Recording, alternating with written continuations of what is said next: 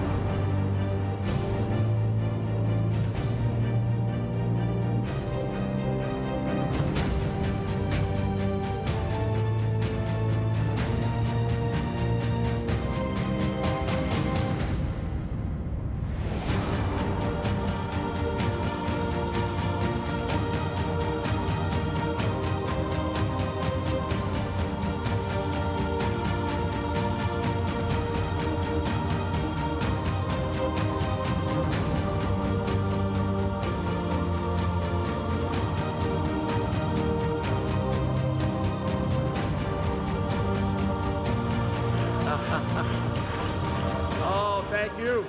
No, thank you. Thank you. Thank you. Thank you. Thank you very much. That was a very, very beautiful introduction, and it was very moving for me to see the pictures, particularly of the early times with you, both here and in Paris, and with my hero, Madame Rajavi.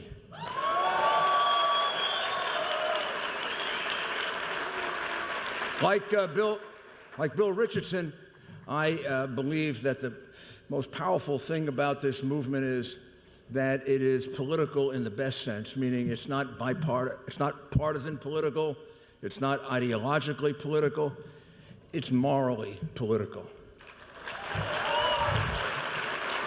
We're here not as Republicans or Democrats or whatever. We're here because we love freedom. And we can now smell it, right? We can see it. We can see it we could always see it in the people here and in Paris, and we can see their love of freedom. I got to see it firsthand in Albania about 2 months ago. You can see people.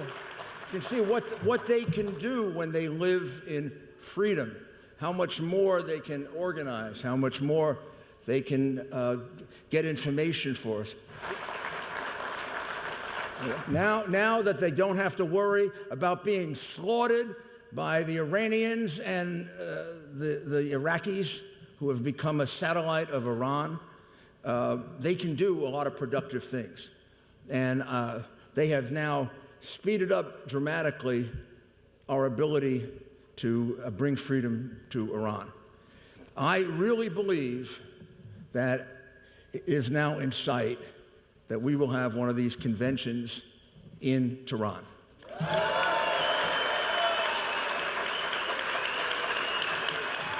The protests that started in January of this year are now all over Iran. You heard Bill say 142 cities and growing.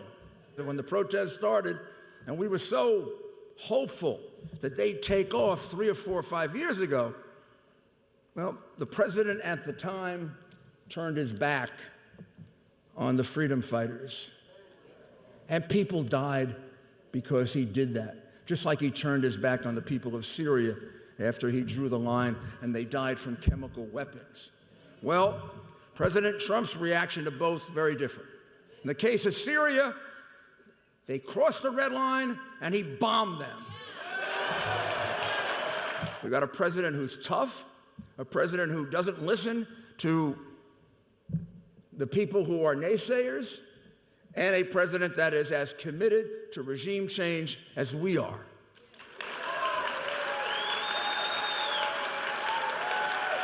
And with Secretary of State Pompeo now on his right hand and his National Security Advisor, John Bolton, you remember John Bolton, on his left side.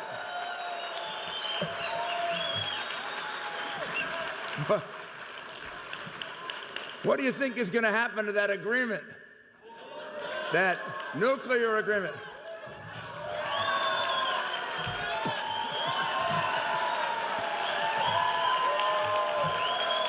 Yep.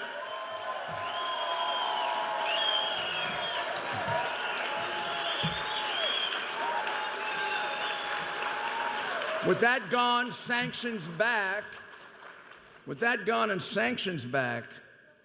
we have a real chance of escalating these protests. It hasn't really helped Iran as much as we thought it would, having the sanctions lifted, because their economy is basically a thoroughly corrupt economy.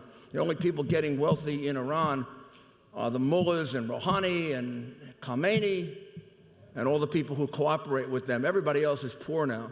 People who used to be middle class and wealthy are now poor. And you think they're going to take that for much longer? They're your brothers and sisters. They are not going to take that for very much longer.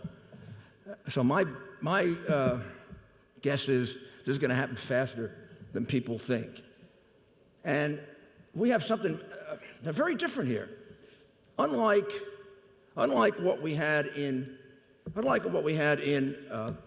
some of the other countries like Egypt and Libya, we didn't know who was going to replace Mubarak, Gaddafi. So I would like to make it clear, here's the alternative. It's right in front of you. We saw Madam Rajavi right there. How about more women in this audience than men? A lot of people think Madam Rajavi is like a figurehead as a woman, because it's so unusual that an organization like this, a woman would be in charge. But when you go and meet her in Paris, and you go to the compound, or you go to Albania, and you see the women are in the leadership roles as much, if not more, than the men, you realize this is for real.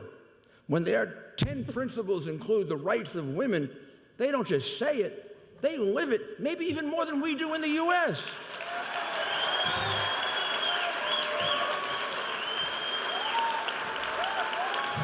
What a wonderful thing for us as Americans to see the rights of women. And what a wonderful thing for fathers who have daughters and mothers who have daughters to see that even in Iran, women can go right to the very top and be the best. A wonderful thing that you're bringing us.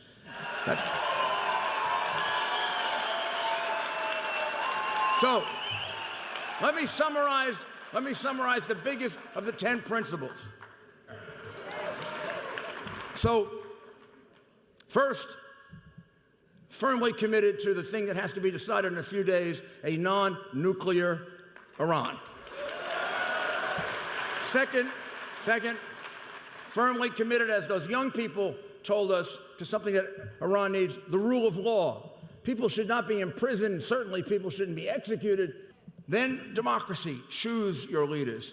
We believe Madam Rajavi should be the leader, but we expect opposition groups in Iran. And then, most important, because it's so unusual, the rights of women to have the same roles as men. So thank you very much, and God bless you.